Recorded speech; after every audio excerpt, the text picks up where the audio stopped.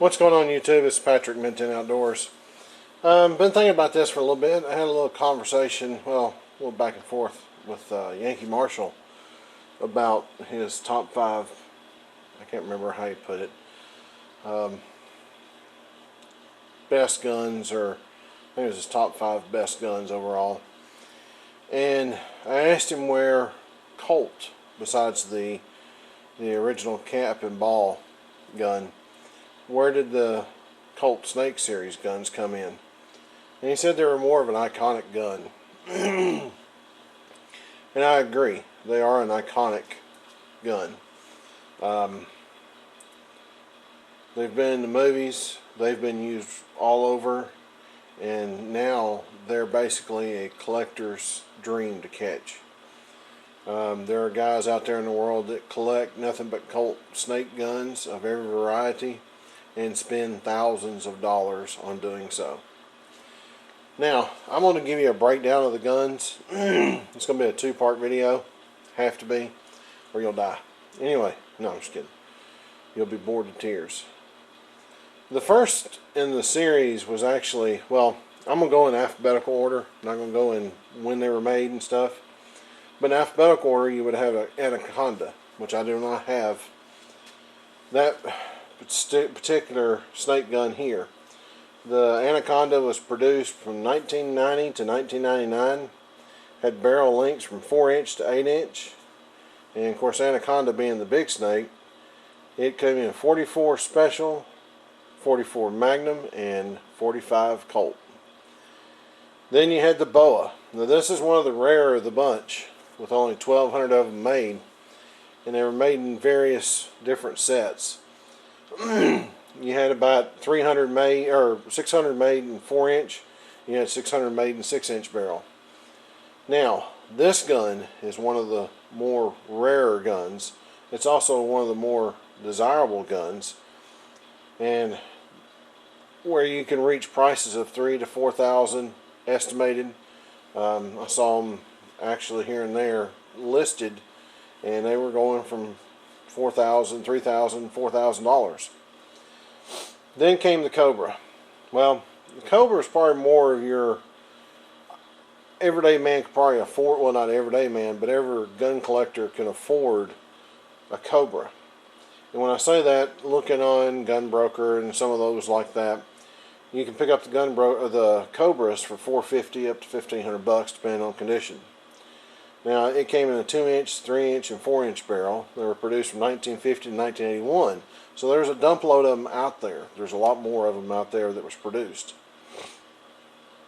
Caliber-wise in the Cobra, well, you had your 38 Special. No big deal there. 32 Colt New Officer. And 22 LR. Now, I was trying to imagine these guns with a 22 in them, but it gets even crazier. That's when we get to the gun you see here. That's Diamondback.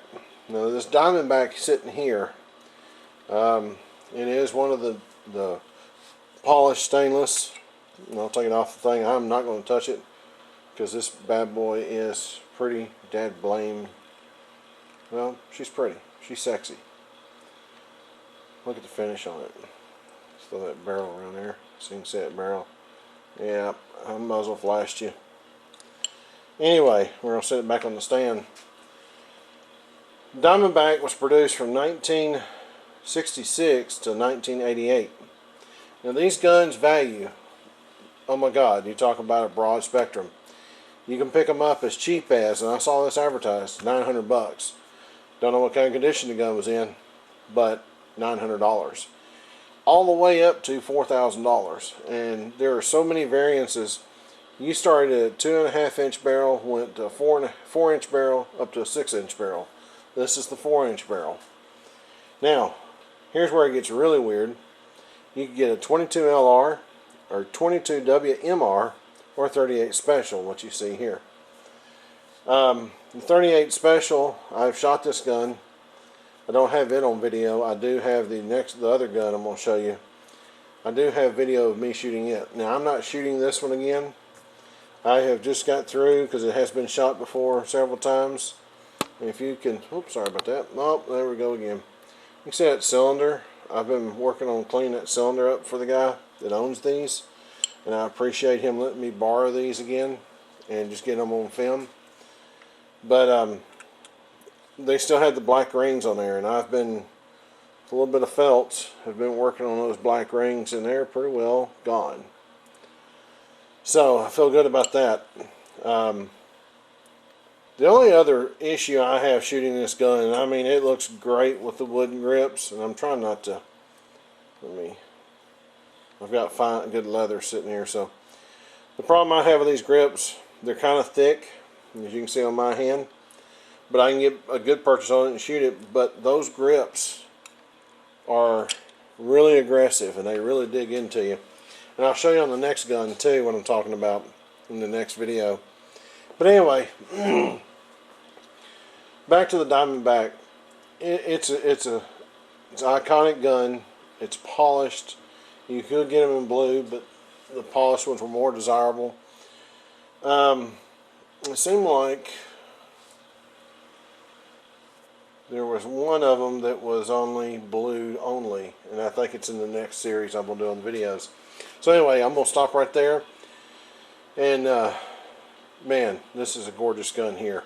The next one's pretty cool too that I'm going to bring you. Stay tuned.